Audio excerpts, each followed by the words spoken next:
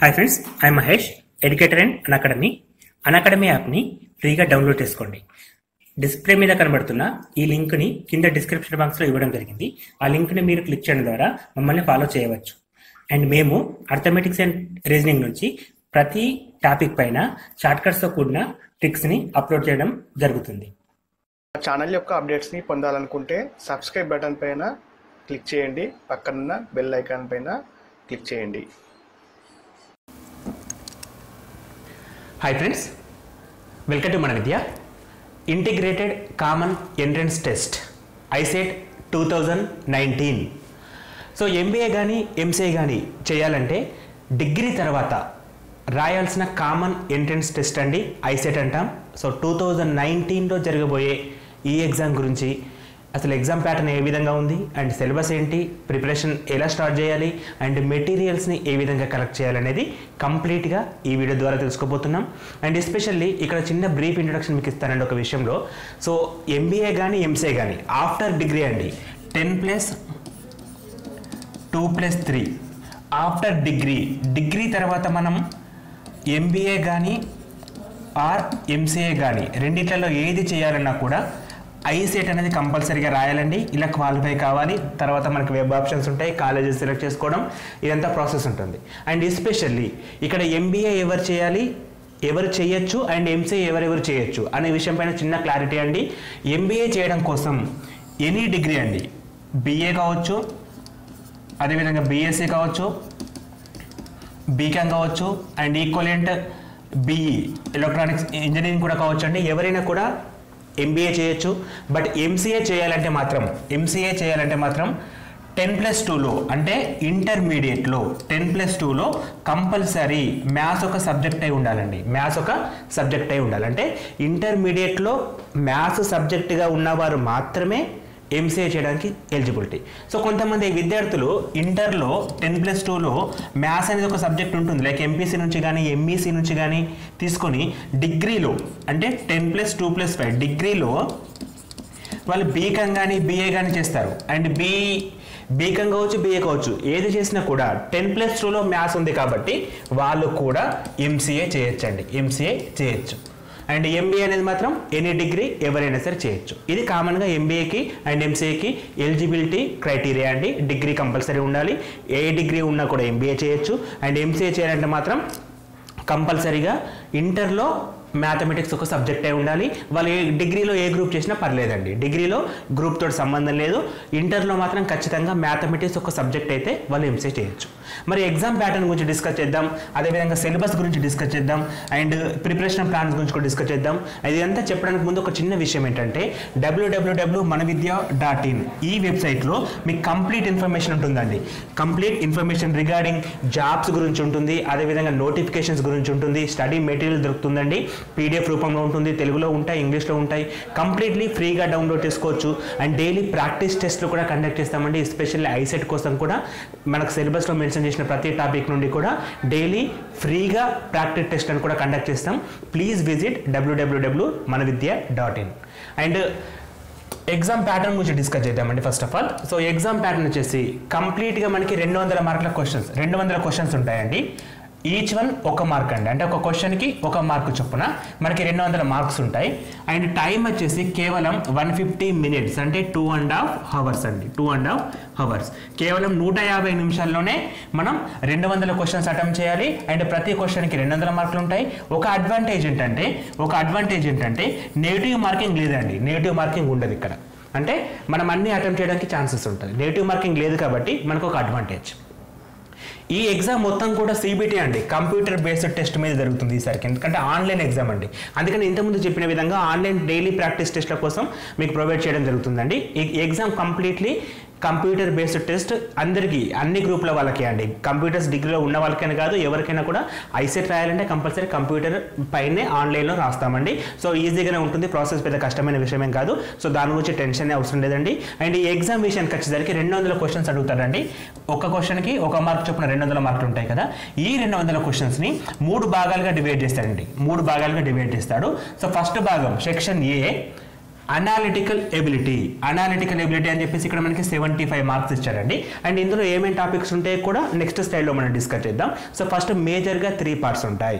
First part వచ్చేసి analytical ability, ఇందులో 75 questions ఉంటాయి. అండ్ సెకండ్ పార్ట్ వచ్చేసి మ్యాథమెటికల్ ఎబిలిటీ, ఇందులో కూడా 75 క్వశ్చన్స్ ఉంటాయి. Each one 1 mark, 75 marks. And last వచ్చేసి సెక్షన్ సి అండి, ఇది కమ్యూనికేషన్ ఎబిలిటీ, ఇక్కడ మనకి 50 మార్కులు ఉంటాయండి. మొత్తంగా మనకి 200 మార్కులు అండి. 75, 75, 50 అంటే మొత్తం 200 మార్క్స్ ఉంటాయి. 200 క్వశ్చన్స్, 200 మార్క్స్. కేవలం 150 నిమిషాలండి. ఇది కంప్యూటర్ బేస్డ్ టెస్ట్ అండి, సిబిటి కంప్యూటర్ బేస్డ్ టెస్ట్. ఇది కామన్గా ఎగ్జామ్ జరిగే విధానం. మరి ఎగ్జామ్లో ఉండే సిలబస్ అండి, ఇప్పుడు 3 సెషన్స్ ఉన్నాయి కదా, ఆ 3 సెషన్స్లో ఏమేమి క్వశ్చన్స్ అడుగుతున్నాడో కూడా 1 by 1 క్లియర్గా డిస్కస్ చేద్దాం. సో ఫస్ట్ వన్ ఏంటండి, అనాలిటికల్ ఎబిలిటీ. ఇక్కడ మనకి 75 క్వశ్చన్స్ అడుగుతాడండి, 75 క్వశ్చన్స్ అడుగుతాడు. ఈ 75 క్వశ్చన్స్లో అనాలిటికల్ ఎబిలిటీలో ముఖ్యమైన అంశం ఏంటంటే డాటా సఫిషియన్సీ అండి. ఫస్ట్ టాపిక్ వచ్చేసి డాటా సఫిషియన్సీ. దీనిపైన 20 క్వశ్చన్స్ అడగడం జరుగుతుందండి. అంటే 20 మార్కులు ఉంటాయి. డాటా సఫిషియన్సీ అనే టాపిక్ పైన మనకి 20 మార్కులు ఉంటాయి. ఎక్కువ వెయిటేజ్ ఉన్న టాపిక్ కూడా డాటా సఫిషియన్సీ అండి. బట్ ఈ డాటా సఫిషియన్సీ చేయాలంటే మనకు మ్యాథమెటిక్స్ పైన పూర్తి గ్రిప్ ఉండాలి. ఎందుకంటే ప్రతి టాపిక్ నుండి కూడా డాటా సఫిషియన్సీ క్వశ్చన్స్ ఉంటాయి. కాబట్టి ఈ డాటా సఫిషియన్సీ అనేది చాలా ఇంపార్టెంట్ అండ్ ఒక రకంగా ఈజీగానే ఉంటుందండి. ప్రిపేర్ అయ్యే విధంగా ప్రిపేర్ అయితే చాలా ఈజీగా ఉంటుంది.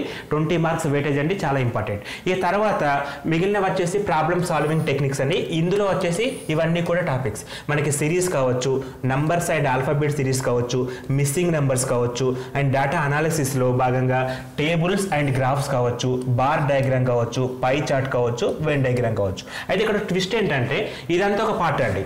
ఈ సిరీస్లో number series, alphabet series and missing numbers in sequence, ఇదంతా ఒక భాగం అండి.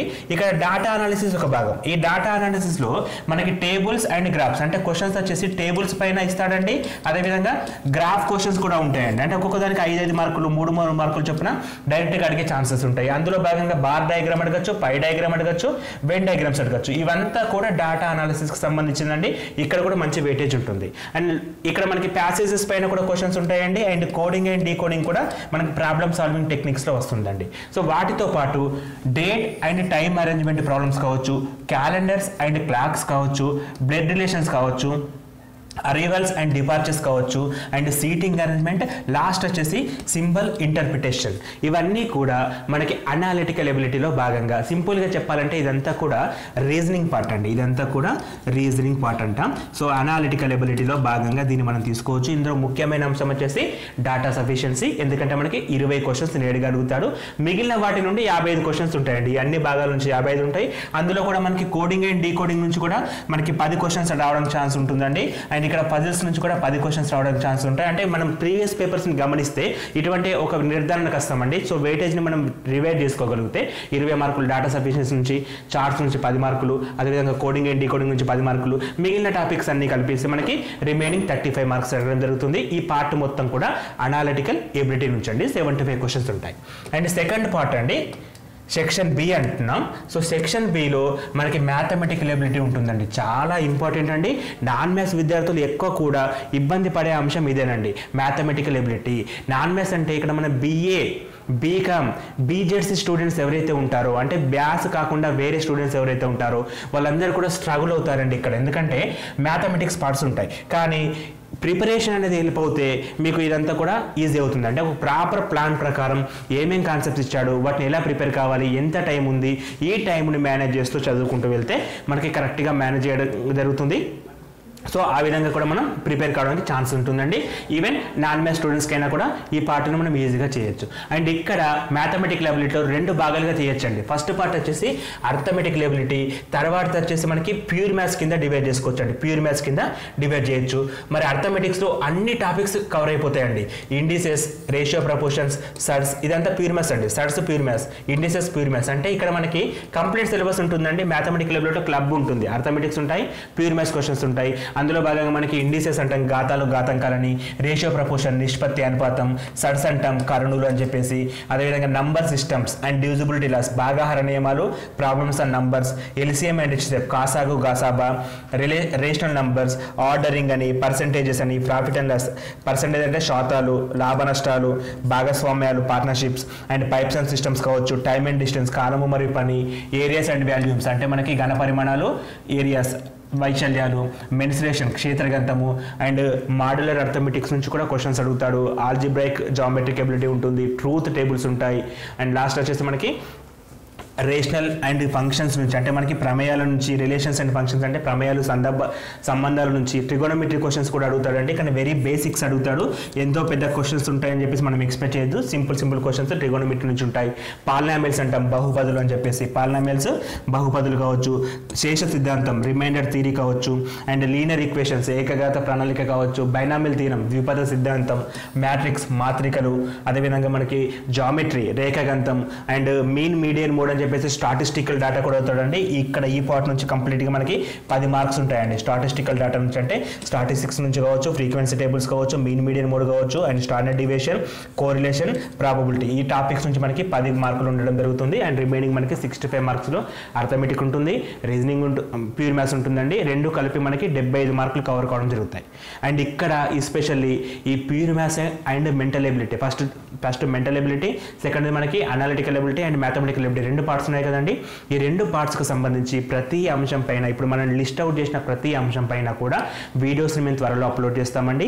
యాజ్ పర్ సిలబస్ ప్రతి టాపిక్ నుండి కూడా ఇంపార్టెంట్ క్వశ్చన్స్ ఏంటి, ఏ విధంగా అడుగుతుండు, వాటిని ఏ విధంగా సాల్వ్ చేయాలి, ఫార్ములాస్ లేకుండా ఏ విధంగా సాల్వ్ చేయాలి అనేది కంప్లీట్గా మన యూట్యూబ్ ఛానల్లో అప్లోడ్ చేయడం జరుగుతుందండి. ఫ్రెండ్స్ మీరు కానీ మీ ఫ్రెండ్స్ అందరికీ కూడా ఛానల్ని ప్రిఫర్ చేయండి. అండ్ కంప్లీట్లీ ఫ్రీగా ఇస్తామండి. అండ్ కంప్లీట్ కూడా మీకు యూజ్ అవుతుంది. అండ్ ఈజీ మెథడ్ చెప్తాం. ఎస్పెషల్లీ నాన్ మ్యాథ్స్ స్టూడెంట్స్కి అర్థమయ్యే విధంగా చెప్తామండి. నాన్ మ్యాథ్స్ స్టూడెంట్స్ ఎవరైతే ఉన్నారో వారందరికీ కూడా ఇక్కడ మనకి ఐసెట్లో మ్యాథమెటిక్స్ అనేది కీలకమైన అంశం కాబట్టి దాన్ని ఎట్లా ఓవర్కమ్ చేయాలని చెప్పేసి ఇక్కడ మీకు క్లాసెస్లో ఎక్స్ప్లెయిన్ చేయడం జరుగుతుంది. ప్రతిదీ కూడా బేసిక్స్తో సహా కవర్ చేయడం జరుగుతుంది. అండ్ అదేవిధంగా ఫైనల్ సెషన్ అండి. ఇక్కడ మనం ఫైనల్ సెషన్ వచ్చేసి కమ్యూనికేషన్ ఎబిలిటీ అంటున్నాం. దీనికి మనకి 50 మార్క్స్ ఉంటాయండి. రిమైనింగ్ 50 మార్క్స్ ఉంటాయి. సో జనరల్గా ఎప్పుడు అదే అడిగే విధంగానే కమ్యూనికేషన్లో మనకి ఇంగ్లీష్ నుంచి వెయిటేజ్ ఎక్కువ ఉంటుంది. ఇంగ్లీష్ నుంచి మనకి 40 మార్క్స్ ఉంటాయండి. ఈ 50లో ఇంగ్లీష్ నుంచి 40. And computers and business terminology పైన 10 క్వశ్చన్స్ ఉంటాయండి. మొత్తంగా మనకి 50 క్వశ్చన్స్ ఉండడం జరుగుతుంది.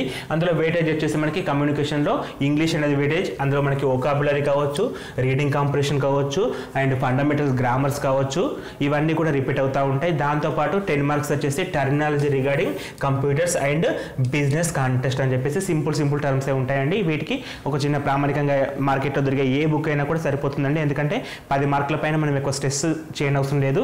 ఉండే బుక్స్లో మినిమం బేసిక్స్ అడుగుతాడండి. ఇంగ్లీష్లో మాత్రం వొకాబులరీ కోసం డైలీ న్యూస్ పేపర్ చదవండి. ప్రిఫరబుల్లీ హిందూ పేపర్ కాకుండా డీసీ చదవండి సరిపోతుంది. డెక్కన్ క్రానికల్ పేపర్ సరిపోతుందండి. ఇది మొత్తం కూడా ఐసెట్లో ఉండే అంశాలండి. వీటిని మనకు మ్యాక్సిమం మీకు ఇంకా ఎగ్జామ్ కూడా చెప్పాలంటే మేలో కానీ జూన్లో కానీ జరుగుతుందండి. యాక్చువల్గా మనకి ఇచ్చిన డేట్స్ ప్రకారం మే 23rd and 24th, బట్ ఈ డేట్స్ అనేటివి ఎక్స్టెండ్ అయినాయండి. సో మనం ఎక్స్పెక్ట్ చేసేది ఏంటంటే జూన్ ఫస్ట్ వీక్లో ఉండే